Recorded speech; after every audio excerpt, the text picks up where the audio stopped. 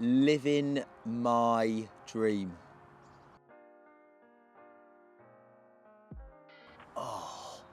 I'd have to say John Wilson. I'd have to say Terry Hearn. I'd have to say my dad as well, yeah. They'd be my three. What am I now? I think I'm 37. So I've been carp fishing for, what am I? It's got to be like over 25 years now, mate. That's a long time. A frighteningly long time. Yeah, I started around about, I'm going to say sort of 10. So that's what? 27 years? That's horrible. Raisbury South Lake, undoubtedly. I don't know what it is, I say it all the time, and people in the office, especially the lads, absolutely hammer me for it. There's some sort of atmosphere, some feeling there that is, yeah, mega. I can't put my finger on it. But yeah, one day to go, I'd go there. I love sport, full stop. What? Tennis, obviously I used to play. Football, cricket, yeah, pretty much anything that's on. If the rugby's on, I watch it. I just love sport as a whole, mate, really. I think any sport, especially if it's on the telly, but I'll give everything a go as well, mate. I do like a bit of golf every now and again as well. Oh, that is tough. I think there's loads of different reasons for like moments. There could be like a social thing, there could be like, I don't know, there could be like a capture thing. I think sort of the moments that stand out, I've been very fortunate to share the bank with a lot of like very, very, very good anglers that I've looked up to and followed for a long period of time. They've all been highlights, and that's pretty much, I've been fortunate to pretty much be out with everybody. I think for me personally, it has to be a fish I caught earlier this year. The first 40-pounder from Raisbury South Lake in the new form. Reading all the books on Raisbury and its history and being a chapter of a very different modern history, yeah, that sort of stands out. But yeah, it's hard to say. There's been a lot of good things over the course of the time I've been in the industry. Oh, scariest moment about, undoubtedly, is when I was fishing and a massive storm rolled in on my own, first night on a syndicate. Massive storm rolled in. I'm holding my bivvy down, which is always horrible. Inevitably, it's going to go at some point. It subsided as quick as it come. I'm pretty happy that I've survived. I've started to relax, and the syndicate lads, as some sort of initiation, have then turned up around my bivvy wearing screamer masks as an initiation.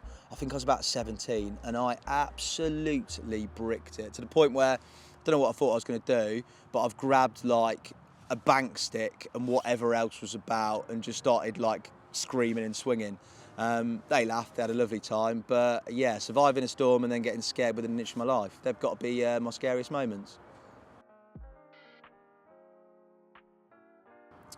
Oh, touch wood, I've been okay when it comes to injuries. I can honestly say, apart from the old baiting needle in the finger, which isn't too bad, I've been fortunate, very fortunate. I've witnessed some horrors, broken bones and such, but no, touch wood, and there is none around me. But as of yet, nothing worse than a baiting needle to the finger. Hairspray, no, I'm joking. It would have to be hook sharpener, so the old Nash pinpoint hook sharpener. It'd have to be, oh, this is tough. Just three things, yeah? Hook sharpener, skin link. I love that hook length. What would be my final one? Never leave home without your maggots. I definitely have a pint of maggots somewhere.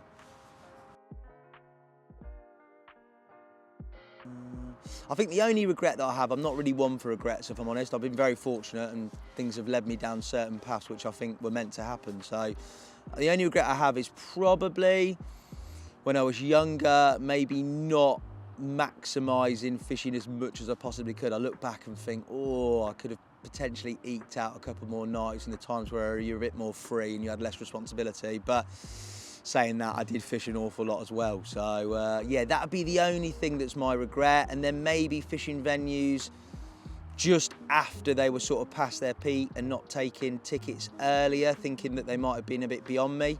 They're probably my 2 if I had to pull out 2 regrets.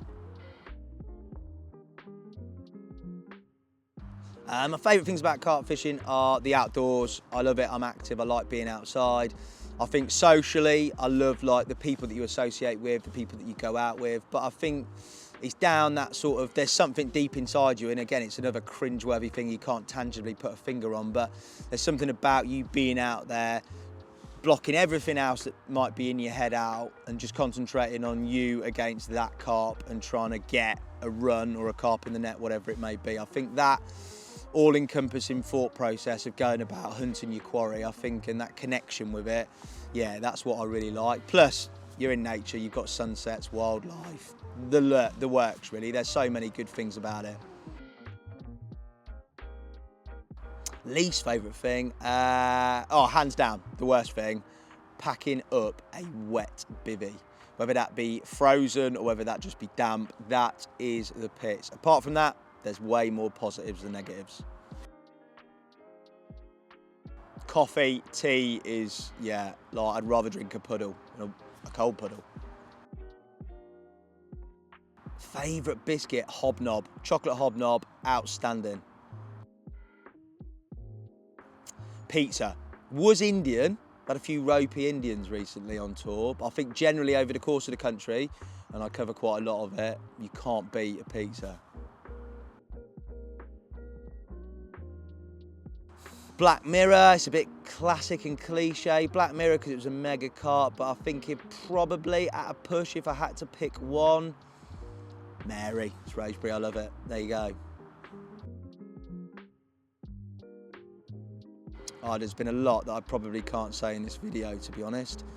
Absolutely tons. I have, as I'm editing right now, I have seen a very good friend of mine be directed towards a place where you collect nets, mats and slings, knowing that there was a very overly friendly, in an aggressive manner, guard dog that was actually stationed just behind where said nets and mats were.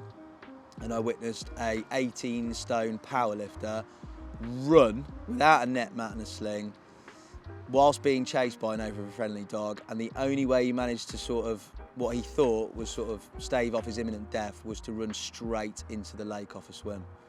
That was pretty spectacular.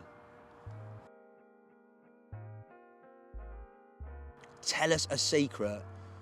I mean, I don't have many secrets, to be honest. I could give you a hair-related one, but I'm not going to divulge my sort of hair care routine, holding out for a big sponsorship deal. I'm a massive Love Island fan. Every single year, I do watch it religiously. There you go. You got that out of me.